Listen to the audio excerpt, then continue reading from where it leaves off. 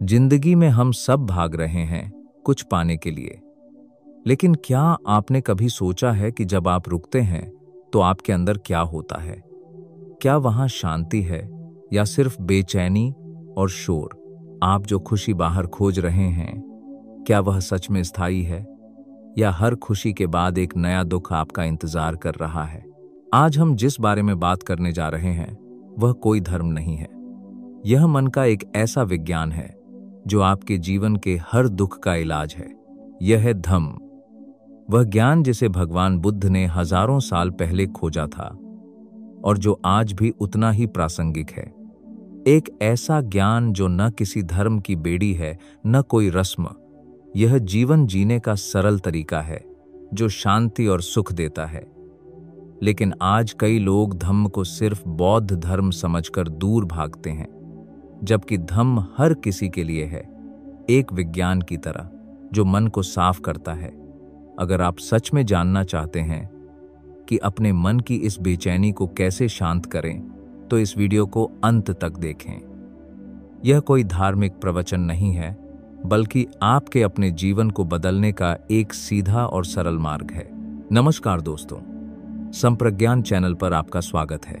तो चलिए बुद्ध के शब्दों में धम्म को गहराई से समझते हैं। धम्म क्या है? धम्म का पहला और सबसे बुनियादी अर्थ है प्रकृति का नियम या सच्चाई।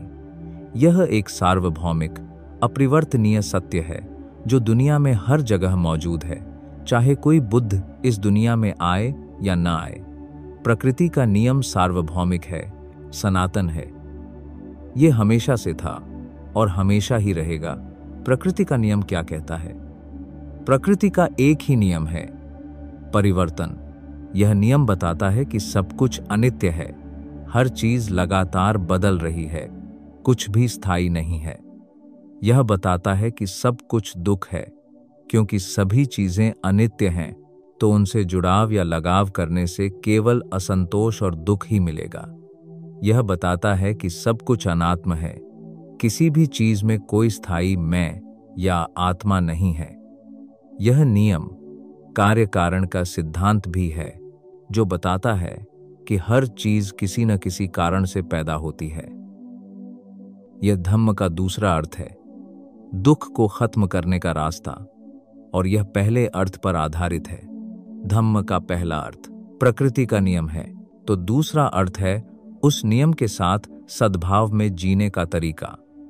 बुद्ध ने जब यह देखा कि प्रकृति का नियम अनित्यता है और इसी अनित्यता को स्वीकार न करना ही दुख का कारण है, तो उन्होंने इस दुख को खत्म करने का एक रास्ता खोजा। यही रास्ता धम्म है। यह रास्ता हमें सिखाता है कि हम अपने जीवन को कैसे जिएं ताकि हम दुख से मुक्त हो सकें। बुद्ध ने इस नियम को बनाया नहीं, बल्कि उन्होंने इसे अपनी साधना से खोजा। इसी रास्ते में 4 आर्य सत्य और 8 आर्य मार्ग शामिल हैं, जिनका वर्णन धम्मचक्कप्पवत्तन सुत्त में किया गया है। त्रिपिटक के सुत्त पिटक में धम्मचक्कप्पवत्तन सुत्त में बुद्ध ने पहली बार धम्म बताया। उन्होंने कहा कि धम्म दुख को समझने और खत्म करने का रास्ता है। सरल शब्दों में, धम्म वह सत्य है जो हमें बताता है कि जीवन में क्या सही है और क्या गलत। बुद्ध ने धम्म को एक दर्पण की तरह बताया, जो हमें अपनी असली हालत दिखाता है। धम्म पद में बुद्ध कहते हैं, मन से सब कुछ होता है। अगर मन गंदा है तो दुख आता है, अगर मन शुद्ध है तो सुख आता है। धम्म हमें सिखाता है कि दुनिया में सब कुछ बदलता है, अनित्य है। कोई चीज हमेशा नहीं रहती, न सुख न दुख। लेकिन हम इसे नहीं समझते, इसलिए दुख में फांस जाते हैं। आज की समस्या यह है कि लोग धम्म को एक धर्म समझ लेते हैं। वे सोचते हैं कि यह सिर्फ बौद्धों के लिए है या कोई पुरानी रस्में हैं। लेकिन बुद्ध ने धम्म को सबके लिए खोला। सुत्त पिटक में वे कहते हैं कि धम्म सबके लिए है। राजा हो या गरीब, हर कोई इसे अपनाकर खुश रह सकता है। लोग आज के भाग दौड़ भरी जिंदगी में अस्त व्यस्त हैं और उनका जीवन तनाव, व्यस्तता, गुस्सा, लालच, चिंता और ईर्ष्या में आसक्त है और धम्म से दूर हैं। उनको ये नहीं पता कि ऐसे अवस्था से मुक्त करने के लिए ही धम्म है। जो लोग धम्म को जानते हैं वे भली भांति धम्म में जीते हैं और अपने जीवन का सदुपयोग कर रहे हैं। धम्म का मार्ग एक ऐसा मार्ग है जो जितना अधिक दुख होता है उतना अधिक कारगर होता है। वे नहीं जानते कि धम्म एक विज्ञान है जो मन को समझाता है और जीवन बदल देता है। जैसे डॉक्टर बीमारी का इलाज करता है, वैसे धम्म दुख का इलाज है। लेकिन समस्या यह है कि लोग इसे अपनाते नहीं, क्योंकि वे इसे पुराना या कठिन समझते हैं। बुद्ध ने बौद्ध ग्रंथों में धम्म को और अधिक विस्तार से समझाया है और इसका वर्णन बाबा साहब भीमराव अंबेडकर जी ने बुद्धा एंड हिज धम्म नामक पुस्तक में भी किया है। चलिए धम्म को और गहराई से समझते हैं। एक जीवन की पवित्रता बनाए रखना धम्म है।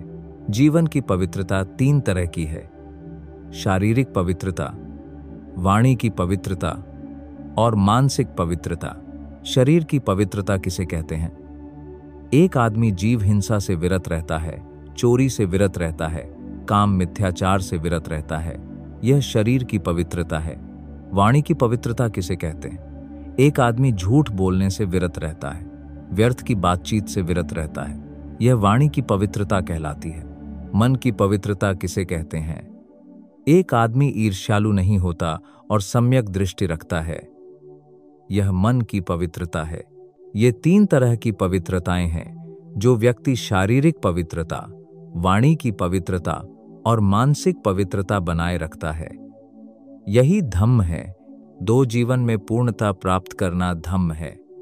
जीवन में पूर्णताएं 3 तरह की है: शारीरिक पूर्णताएं, वाणी की पूर्णताएं और मानसिक पूर्णताएं। शारीरिक और वाणी की पूर्णताएं, ये शारीरिक व वाणी की पवित्रता ही हैं। मन की पूर्णता कैसी होती है? चित्त मलों का पूरा क्षय होने से इसी जीवन में संपूर्ण चित्त विमुक्ति का अनुभव करते हैं और अंत में प्रज्ञा का ज्ञान प्राप्त करते हैं। जब मन इस अवस्था में पहुंच जाता है तो वह पूरी तरह से मुक्त हो जाता है और यही मन की पूर्णता है। यह एक ऐसा मार्ग है जिस पर हर कोई चल सकता है और इस मार्ग पर चलना ही धम्म है। 3 निर्वाण प्राप्त करना धम्म है। भगवान बुद्ध ने यह स्पष्ट किया था कि निर्दोष जीवन का ही दूसरा नाम निर्वाण है। निर्दोष जीवन का अर्थ है वह जो हर प्रकार की तृष्णा जैसे कामुकता और लोभ से मुक्त है, वह जो सभी प्रकार की वितृष्णा जैसे घृणा, क्रोध और द्वेष से मुक्त है, वह जो सभी तरह की अविद्या जैसे जड़ता, मूर्खता, मूढ़ता और मोह से मुक्त है। अर्थात जो व्यक्ति राग, द्वेष और मोह से मुक्त हो जाता है, यही उसके जीवन का निर्वाण है और यही धम्म है। 4 तृष्णा का त्याग धम्म है। महानिदान सूत्र में भगवान बुद्ध ने आनंद को, लोभ को अपने वश में रखने के लिए कहा है। बुद्ध ने कहा, लाभ की इच्छा में से तृष्णा पैदा होती है। जब लाभ की इच्छा मिल्कियत की इच्छा में बदल जाती है, जब मिल्कियत की इच्छा अपनी मिल्कियत से बुरी तरह चिपके रहने की इच्छा बन जाती है, तो यह तृष्णा या लोभ कहलाती है। भगवान बुद्ध ने तृष्णा और लोभ को अपने वश में रखने के लिए कहा है और कहा कि संतोष सबसे बड़ा धन है। आदमी को लोभ के वशीभूत नहीं होना चाहिए और तृष्णा और लोभ का त्याग करना ही धम्म है। 5 यह मानना कि सभी संस्कार अनित्य हैं धम्म है। बुद्ध के अनित्यता के सिद्धांत के 3 पहलू है। 1, अनेक तत्वों के मेल से बनी हुई चीजें अनित्य हैं। 2, व्यक्तिगत रूप से प्राणी अनित्य है और 3, प्रतीत्य समुत्पन्न वस्तुओं का आत्म तत्व अनित्य है। प्राणी का शरीर पृथ्वी, जल, अग्नि और वायु नामक 4 महाभूतों का परिणाम है। जब इन चारों महाभूतों का पृथक्करण हो जाता है, प्राणी नहीं रहता। जीवित प्राणी अनित्यता की सर्वश्रेष्ठ व्याख्या है, क्योंकि जीवित प्राणी जिन तत्वों से बने होते हैं वे तत्व स्वयं में नित्य नहीं है, उनमें सदा परिवर्तन होता है। तो प्राणी नित्य कैसे हो सकता है? और इसी अनित्यता को मान लेना ही धम्म है। 6 कर्म को मानव जीवन के नैतिक संस्थान का आधार मानना धम्म है। भौतिक संसार में एक प्रकार का नियम दिखाई देता है। आकाश के नक्षत्रों के चलन में एक प्रकार का नियम है।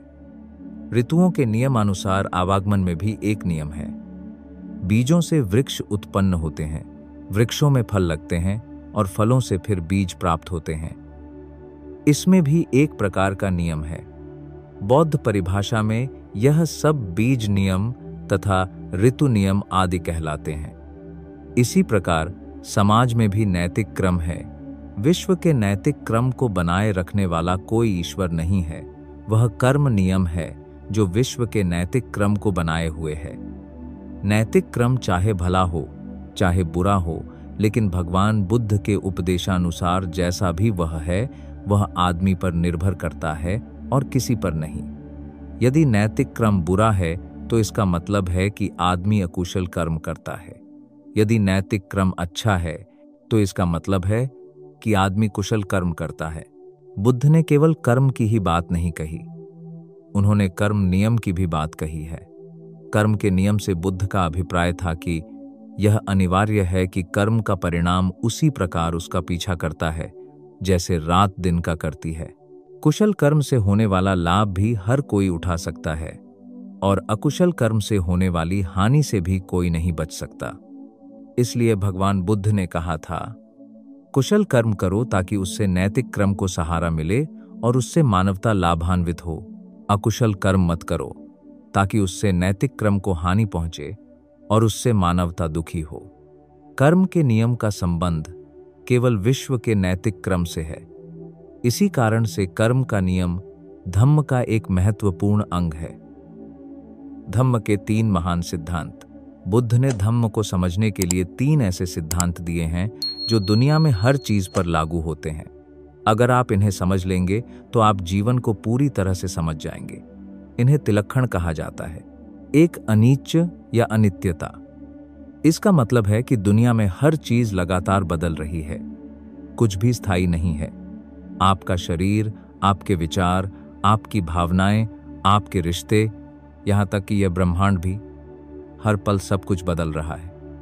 जब आप इस सच को स्वीकार कर लेते हैं तो आप चीजों से अपना लगाव कम कर पाते हैं, क्योंकि आप जानते हैं कि वे हमेशा आपके पास नहीं रहेंगी। 2 दुख। इसका मतलब है कि जीवन में दुख है, लेकिन दुख का मतलब सिर्फ दर्द या पीड़ा नहीं है। इसका असली मतलब है असंतोष, क्योंकि सब कुछ अनित्य है, तो जो चीज बदल रही है उसमें आप स्थायी खुशी नहीं पा सकते। जब हम यह चाहते हैं कि कोई चीज हमेशा हमारे पास रहे, तब असंतोष पैदा होता है। 3 अनात्मा।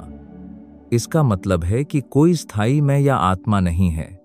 आपका शरीर, आपके विचार, आपकी भावनाएं, यह सब लगातार बदल रहे हैं। ये सब मिलकर आपका अनुभव बनाते हैं, लेकिन इनमें से कोई भी स्थायी नहीं है। जब आप इस सच को समझते हैं तो आप खुद से जुड़ा हुआ हर अहंकार और लगाव छोड़ पाते हैं, जिससे मन शांत होता है। इन 3 सिद्धांतों को समझना ही धम्म को समझना है। यह कोई बाहरी ज्ञान नहीं है, बल्कि आपके अपने जीवन का अनुभव है। धम्म का रास्ता। जब आप धम्म के इन सिद्धांतों को समझ जाते हैं तो अगला सवाल आता है, तो क्या करें? बुद्ध ने कहा कि धम्म को सिर्फ जानना नहीं बल्कि जीना भी जरूरी है। उन्होंने इसके लिए 4 आर्य सत्य दिए हैं, जो धम्म का सबसे महत्वपूर्ण हिस्सा हैं। ये कोई रहस्यमयी बातें नहीं, बल्कि बहुत ही सरल और तार्किक हैं। 1. दुख आर्य सत्य।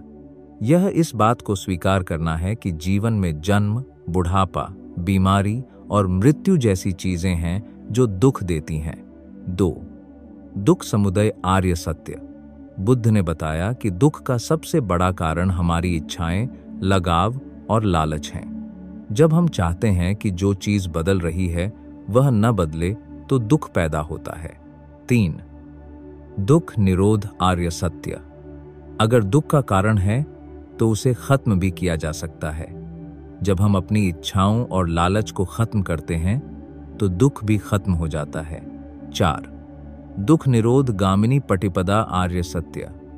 बुद्ध ने बताया कि इस दुख को खत्म करने का एक रास्ता है जिसे आर्य अष्टांगिक मार्ग कहते हैं। धम्म का सार। आर्य अष्टांगिक मार्ग ही वह व्यावहारिक मार्ग है जो हमें धम्म के अनुसार जीना सिखाता है। धम्म न सिर्फ सत्य बताता है बल्कि हमें जीने का रास्ता भी देता है। आर्य अष्टांगिक मार्ग। सुत्त पिटक में बुद्ध कहते हैं कि यह मध्यम मार्ग है।